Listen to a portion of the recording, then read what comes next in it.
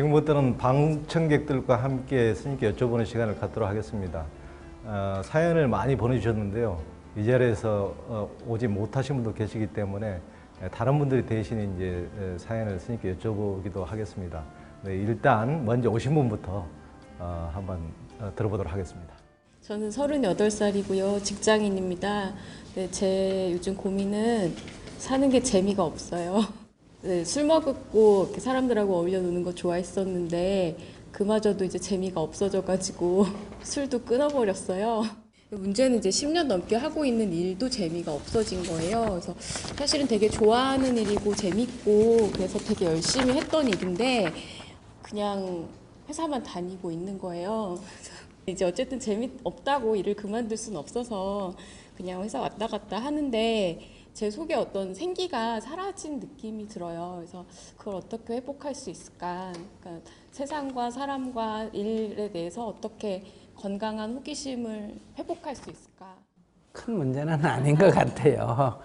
살다 보면 인생살이가 이렇게 늘 이렇게 한결같거나 이렇게 한결같이 좋아지거나 이러지는 않습니다. 인간의 심리에 기쁨을 얻는 게 두 종류가 있어요. 지금 하고 있는 일이 자기가 원해서 할 때는 재미가 있다는 거예요. 근데 재미는 있는데 이게 지나놓고 보면 좀 무의미할 때가 있어요. 젊을 때면 술 먹고 맨날 놀았다. 그때는 참 재밌었잖아요. 한 10년 지나놓고 이래 돌아볼 때 내가 뭐 아무것도 한 게 없어요. 낭비같이 느껴진다. 우리가 어떤 오락장에 가서 막 떠들고 울고 재밌게 놀았는데 문을 열고 나오면 뭔가 허전해요. 그러면 인간에게 또 어떤 게 기쁨을 주느냐 하면 남에게 뭔가 쓰임이 있었을 때, 그러니까 어떤 유익한 일을 했을 때, 그럴 때는 그때는 굉장히 힘들었는데도 불구하고 그 상황을 벗어나서 지나놓고 되돌아보면 그때 일에 대해서 굉장한 자부심이 생겨요. 참 의미가 있었다. 참 유익했다. 참 잘했다. 힘들었지만 참 잘했다. 이런 게 있거든요. 이제 이 인생을 살아갈 때는 주로 이 전자만 갖고 인생의 즐거움을 삼아요. 그러면 반드시 뒤에 이런 후회나 허전함이나 공허감이나 이런 것이 나타나게 된다. 또 너무 의미나 이런 것만 갖고 살게 되면 현재 삶이 너무 힘들어요. 스트레스도 많이 받고 지치고. 그래서 이게 적절하게 조화를 이루어야 돼요. 남에게 도움이 되는 쓰임새가 있는 일이 자기 일이 되면 이 둘이 겹치게 돼요. 근데 우리가 보통 이게 자꾸 분리가 돼요. 20대 젊은 시절에 이제 자기 원하는 대로 막 자기 이렇게 재미나는 것을 쫓아 했는데 지금 약간 허전함이 왔을 때는 자연스럽게 시간이 지나면 극복이 되는 게 하나 있고요. 다른 하나는 이제 약간 이번에는 의미 있는 일을 좀 찾아서 해보는 게 좋다. 그런 일 가운데 이제 봉사도 있을 수 있고, 그러니까 월급 받고 일하는 것만 아니고 월급 안 받고도 어때요? 자기 재능을 갖고 필요한 일을 해준다든지 또는 자기 직장 일과 다른 성격의 육체적 노동이든 뭐 다른 봉사를 한다든지 그래서 어떤 의미 있는 일에 어떤 시간을 좀 내보면 어쩌면 생기가 또 돌 수도 있어요. 절에서 이렇게 대중을 만날 때 대부분 찾아오는 사람은 나를 위해서 찾아오는 게 아니라 자기가 힘들어서 찾아오잖아. 그죠? 그럴 때 그 사람 힘든 거는 고려 안 하고 절에 자꾸 일만 시키면 다 도망가 버립니다. 자기는 자기가 힘들어서 찾아왔거든요. 그래서 늘 그 사람들한테 그 필요의 요구에 이렇게 응답을 해줘야 돼요. 근데 그렇게 늘 그 사람들한테 베풀기만 해도 이 사람들이 일정한 시간이 지나면 안 옵니다. 그래서 전화해가지고 왜 안 오느냐 하고 물어보면 저 필요 없잖아요. 이래 대답해요. 저 거기 가봐야 폐만 되잖아요. 이렇게 얘기해요. 즉, 그 사람이 쓰임새가 없다는 거거든요. 근데 또 제가 굉장히 양식도 떨어지고 청소도 제대로 못하고 있을 때 어떤 분이 오셔가지고 아이고 스님이 너무 힘드신다. 내가 청소라도 해주고 가야지. 내가 양식이라도 좀 마련해 드려야지. 이렇게 마음을 내가 또 마치 자기 없으면 이 절이 안 될 것 같은 생각에서 힘이 들어도 계속 오시는 분이 또 계세요. 그래서 이제 이 둘을 어떻게 조화를 이루어야 되냐면, 처음에는 오시는 분들이 주도 도움을 얻기 위해서 오기 때문에 도움을 주되 일정한 시간이 지나면서 그 사람들에게 일을 줘야 됩니다. 자기가 여기에 필요로 하는 존재라는 거, 자기 없으면 여기가 뭔가 부족하다는 거, 안 된다는 거, 이런 것들을 줘야 그 사람이 지속적으로 여기서 역할을 하게 되거든요.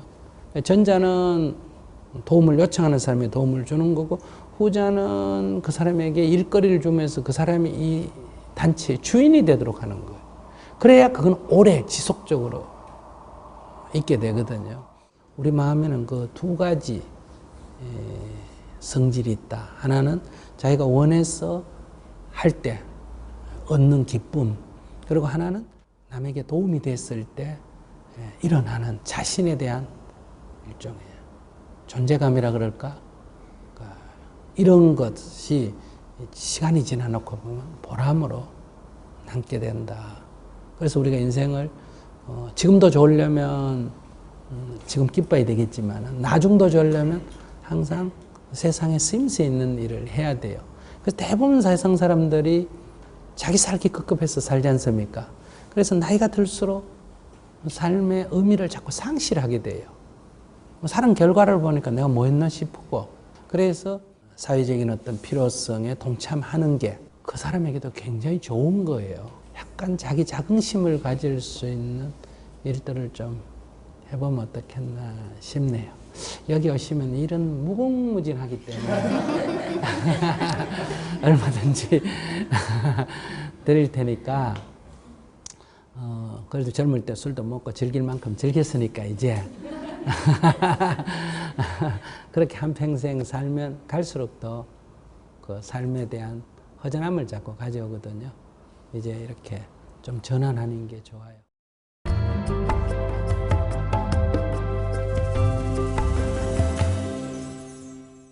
(58세) 교사입니다. 아직 결혼하지 않았습니다. 혼자 잘 지낼 수 있을 것 같기도 하고 모두들 가족 속에서 안정감 있게 지내는 것을 보면 결혼을 해야 하나 하는 생각도 듭니다. 어떻게 해야 할까요? 20년 전부터 외로움 때문인지 폭식 증세가 있습니다. 낮에 긴장된 직장 생활이 끝나면 집에 돌아와서 먹는 것으로 즐거움을 느끼는 것 같습니다. 어떻게 해야 할까요? 그 58세가 됐는데 이렇게 외로움을 탄다 하면 결혼을 첫째 하셔도 되고요. 근데 결혼 생활이 원만하기는 조금 어렵습니다. 왜냐하면 혼자 살아온 습관이 너무 오래 몸에 뺐기 때문에 이 나이 들어가 남하고 같이 사는 것에 적응하기가 쉽지가 않다는 거예요. 지금 결혼하는 거를 꼭 추천해 주고 싶지는 않네요.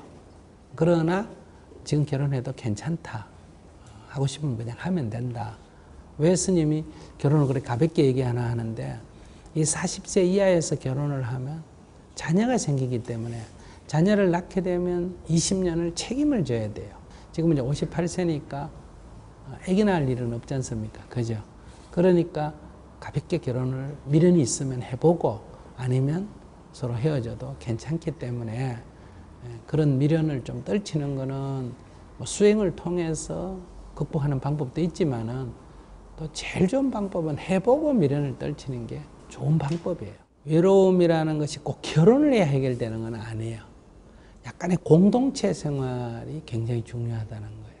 뭐 저희들이 공동체 생활하는데 여기 비교적 그 혼자 그렇게 잘 살아가는 이유가, 혼자 있으면서 혼자 살아가면 아마 굉장히 힘들었을 거예요. 근데 이런 부부관계란 이런 것만 없을 뿐이지 늘 그냥 가족들이 어때요? 갈등도 이렇게 가면서 부딪혀서 늘 살잖아. 아침에 눈 뜨면 같이 만나고 밥 같이 먹고 일 같이 하고 늘 그렇게 살지 않습니까? 그러니까 이 혼자 사는 사람들은 이렇게 공동체를 이루고 살면 그런 외로움을 좀 극복할 수 있다. 이제 그런 거를 경험해 가면서 자기가 조율을 해야 돼요.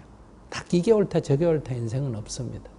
어떤 선택을 하든 이런 문제도 있고 저런 문제도 있는데 그걸 양쪽을 다 경험해 가면서 적절함을 유지시켜 나가는 게 자기를 좀 더 건사하고 자기 행복을 유지해 가는 방법 아닌가 이렇게 생각합니다.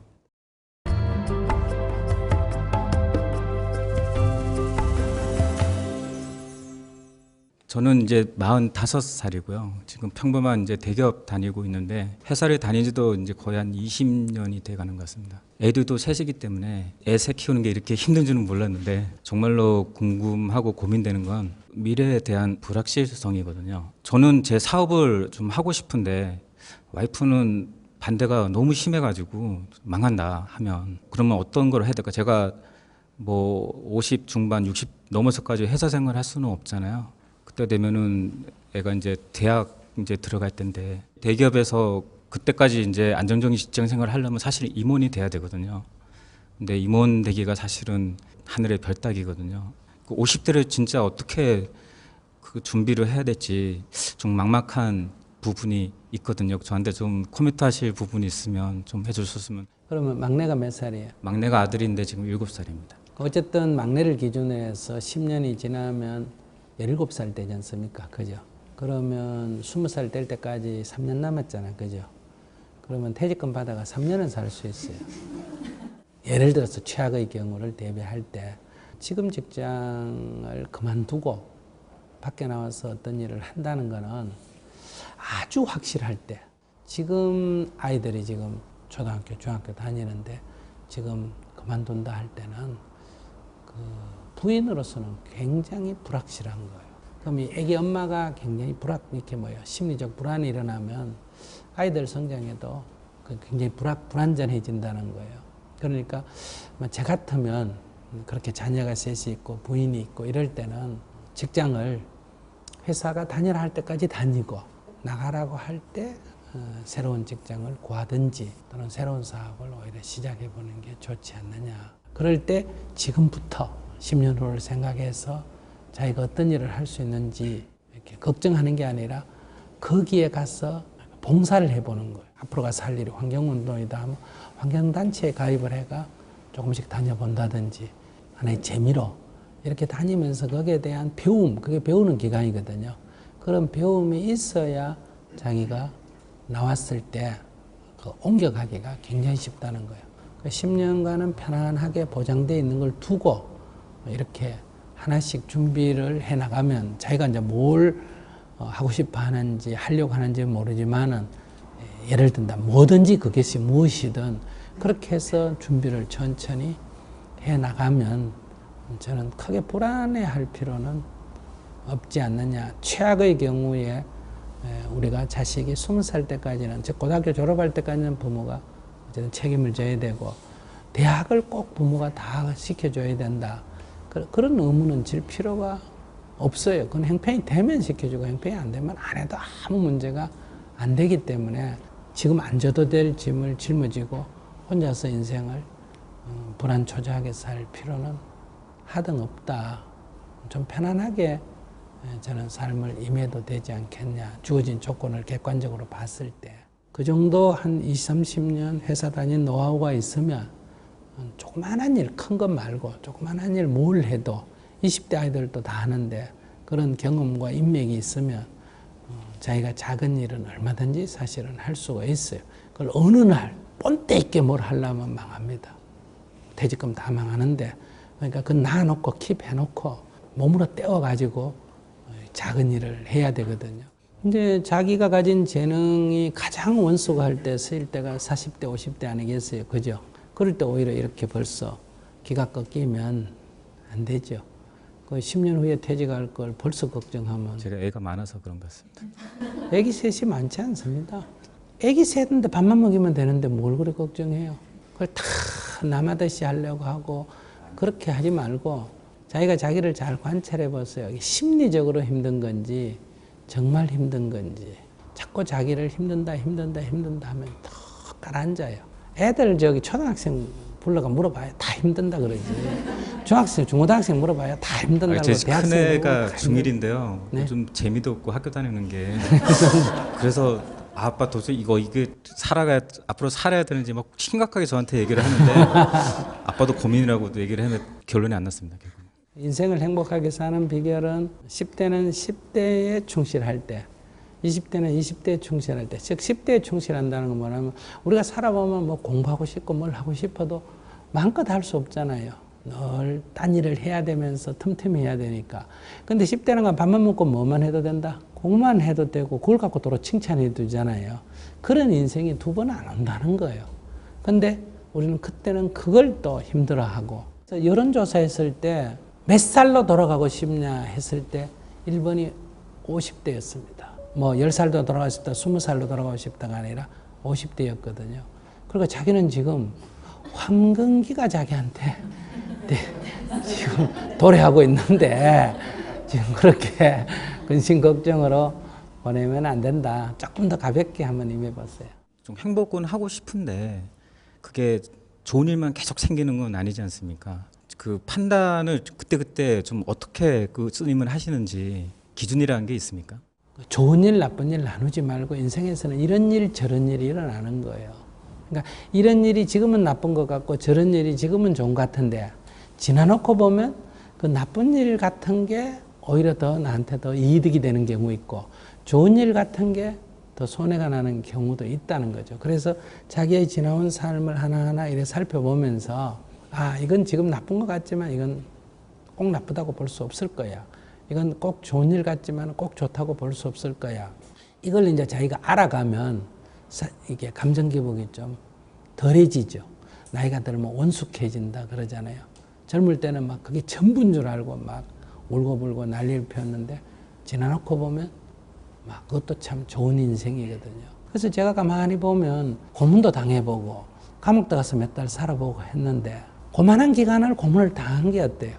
그때는 힘들었지만 지금은 나한테 세상을 이해하는데 굉장히 도움이 된다는 거죠.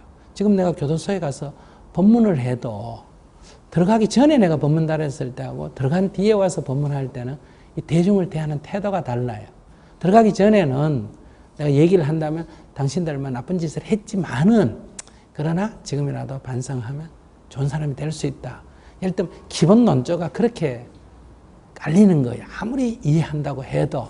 근데 내가 그 안에서 같이 살아보니까 자기가 죄지었다는 사람을 못 봤어요. 다 억울하고 재수없이 들어왔다. 이렇게 생각하거든요. 그러니까 지금 내가 만약에 수감자들한테 법문을 한다면 첫 마디가 어떻게 나갈까요? 여러분들 다 억울하죠? 이렇게 시작되는 거예요. 그럼 이게 그 사람들한테 주는 한마디가 어때요? 확 따가울 거 아니겠어요? 그죠? 그럼 이거는 책을 보고는 얻을 수 없는 일이라는 거예요. 그러니까 이제 이런 것들을 상처로 남기면 이제 삶에 굉장한 장애가 되고 이것을 경험으로 자기가 간직할 수 있으면 삶에 오히려 큰 자산이 된다. 그런 측면에서 우리가 인생을 살아가면서 겪는 소위 말해서 안 좋다는 거를 꼭 안 좋다고만 볼 수는 없다.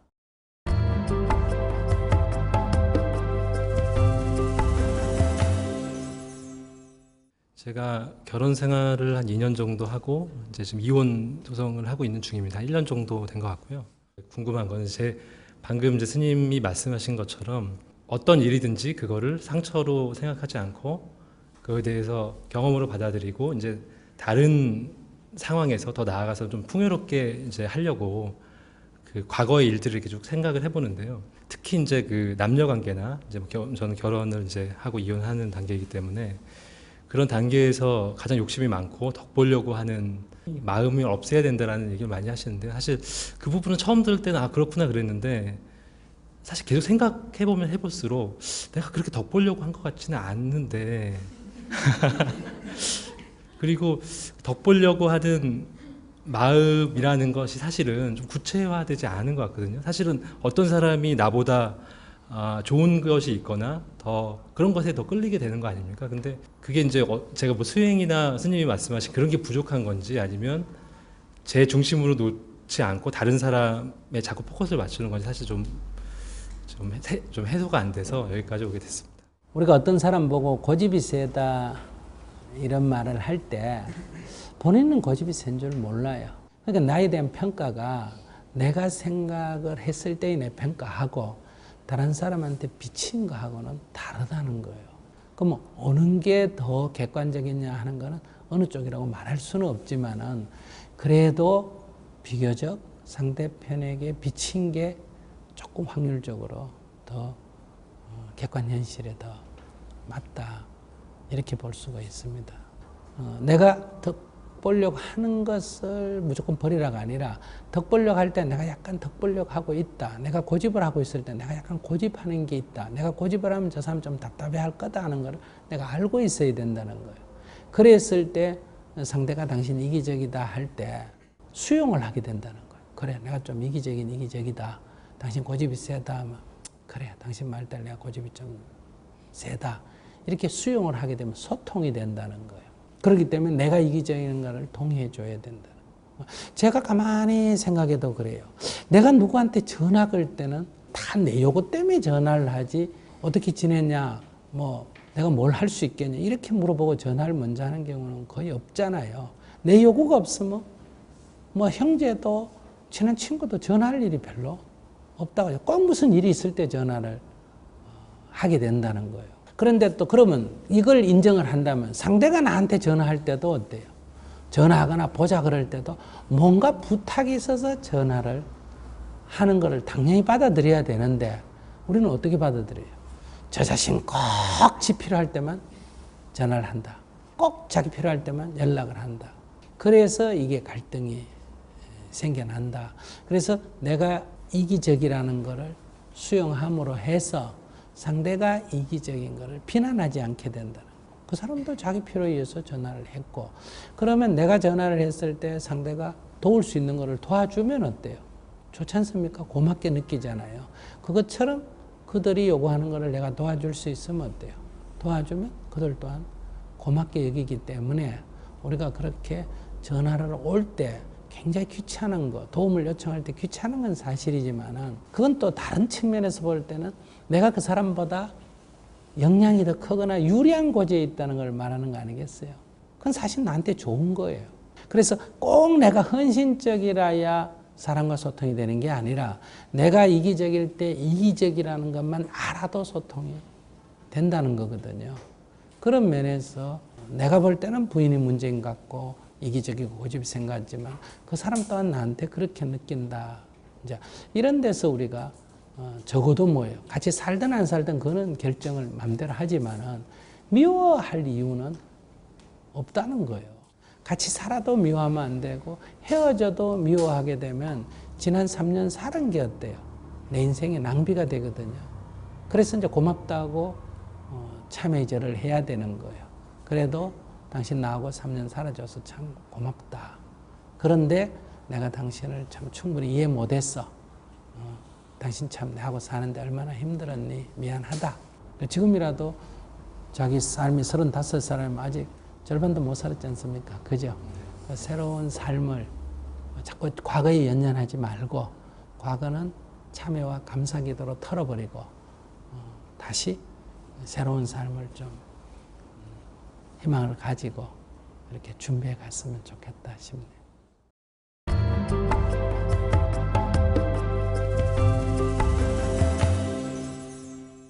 이번은 미국에서 들어온 사연입니다. 미국의 그 흑인 동네에 사시는 가발 파는 소매 가게에서 매니저를 하시는 분인데요.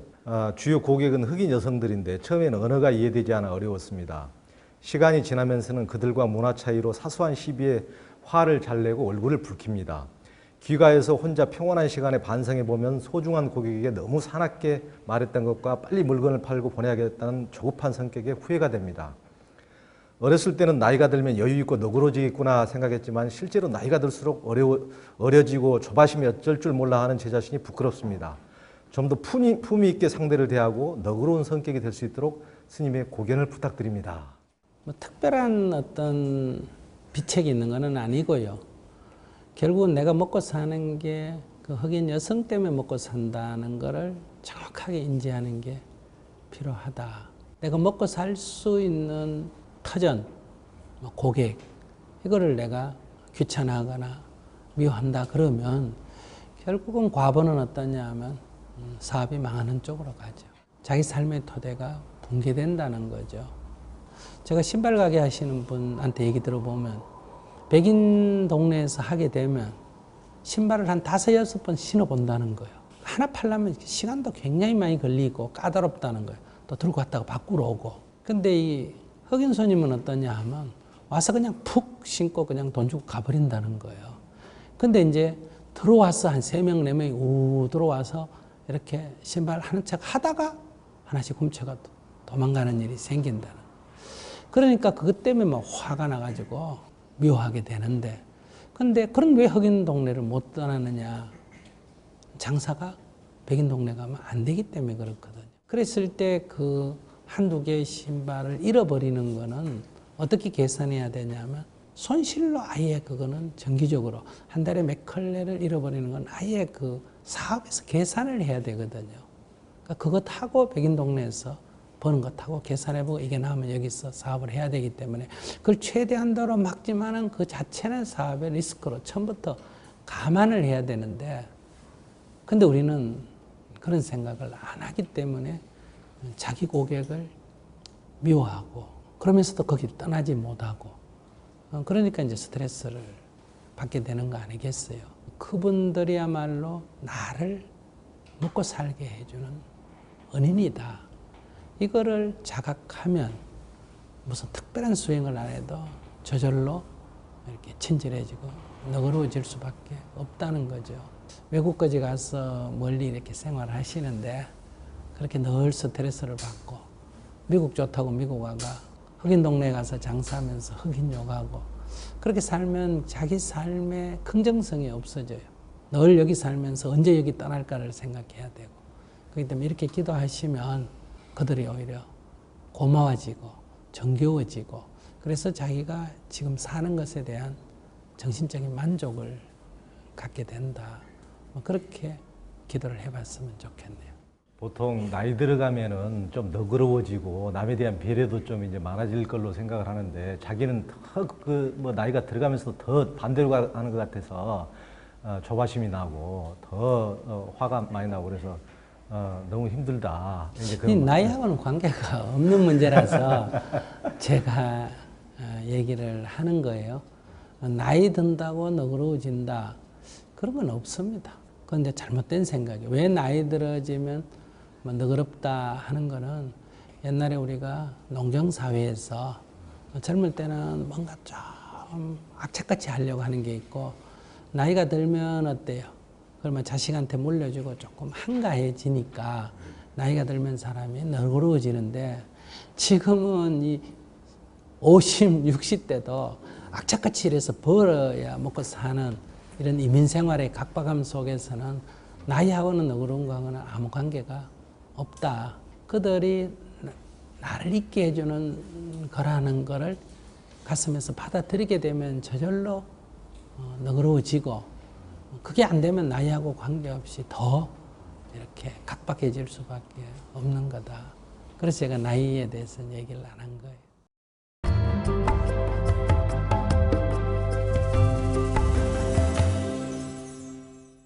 8년째 회사 생활을 하고 있습니다. 제 상사들은 정말 좀 성격이 이상하고 기본파입니다. 타 부서 신입 직원들은 개념이 없습니다. 저는 상사들이 말도 안 되는 소리를 하면 성격상 바로 받아치게 됩니다. 제가 제일 싫은 게 개념 없는 사람들입니다. 개념 없는 사람들을 대면하는 것이 지치고 티를 안 내려고 가만히 있으니 스트레스가 엄청 납니다. 얼마 전에는 갑상선 암으로 수술까지 하게 되었습니다. 직장 생활과 인간 관계가 힘든데 제 마음과 정신을 어떻게 가다듬어야 하겠습니까? 굉장히 주관적이에요. 이 용어 쓰는 중에도 상사는 자기 식대로 말을 하는 건데 내 마음에 안 든다고 말도 안 되는 소리를 한다라고 표현을 하고 있고, 그러니까 자연적 상대에 대해서 불만이 많이 생기고, 그러니까 스트레스를 많이 받게 되고, 스트레스를 많이 받으면 지금 일어나는 그런 질병이 일어날 확률이 높죠. 그래서 이분께서는 세상 사람이 다 나름대로 각각의 자기 특성을 가지고 있다. 나는 이런 스타일로 일하지만 저 사람은 저런 스타일로 일한다. 이게 다만 다를 뿐이라는 거예요. 여기는 이분은 옳고 그르고 맞고 틀리고가 너무 분명하거든요. 그런데 서로 다를 뿐이에요. 서로 다름을 첫째 인정해야 돼. 옳다 그러다가 그냥 저 사람 저렇구나라고 다름을 인정하고, 두 번째는 저 사람 입장에서 저 사람 살아온 배경이나 처지나 조건이나 이런 처지에서는 그럴 수도 있겠다. 상사라는 조건에서는 그렇게 볼 수도 있겠다. 아래 사람 입장에서는 그렇게 볼 수도 있겠다라는 이해를 하는 게 참 필요하다. 이 두 가지를 늘 자기 내면에 암시를 하는 게 필요한 것 같아요. 결국은 스님께서 조금 넓은 마음을 가지도록 이렇게 권유하시는 것 같습니다. 레미제라블을 썼던 빅토르 유고가 그런 얘기를 했습니다. 청춘에게는 40대도 노년이지만은 노년에게는 50대도 청춘이다. 오늘 스님께서 인생의 50대, 60대도 황금기로 삼을 수가 있다. 다시 새로운 출발을 할 수 있다는 이제 그런 말씀과 다름이 없는 것 같습니다. 다음번에는 마지막 회인데요. 행복한 노후 준비를 어떻게 할 것인가를 가지고 스님의 말씀을 듣는 시간을 또 갖도록 하겠습니다. 오늘 좋은 말씀 감사합니다. 스님.